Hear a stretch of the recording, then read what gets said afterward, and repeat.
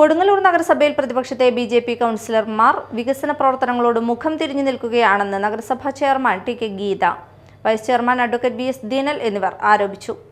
പ്രധാന വിഷയങ്ങൾ ചർച്ച ചെയ്യുന്ന നഗരസഭാ കൗൺസിലിൽ നിന്നും ബി.ജെ.പി. അംഗങ്ങൾ ഇറങ്ങിപ്പോകുന്നത് പതിവായിരിക്കുകയാണ്.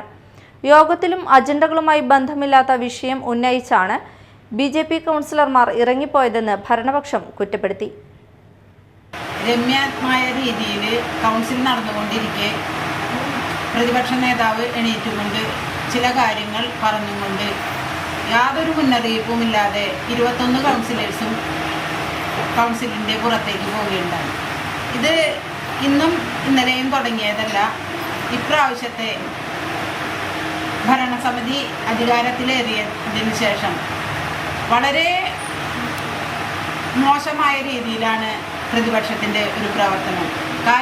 ഒരു കാര്യവുമില്ലാതെ തന്നെയാണ് ഇവർ കൗൺസിലിൻ്റെ യോഗത്തിൽ നിന്ന് പല കാരണങ്ങളും പറഞ്ഞുകൊണ്ട് പുറത്തേക്ക് പോകുന്നത്.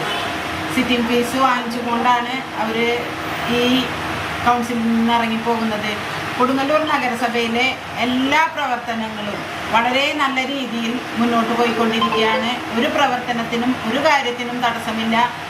അതിൻ്റെ എല്ലാം ഗുണപരമായ കാര്യങ്ങളെല്ലാം മാറ്റി നിർത്തിക്കൊണ്ട് ആവശ്യമില്ലാത്ത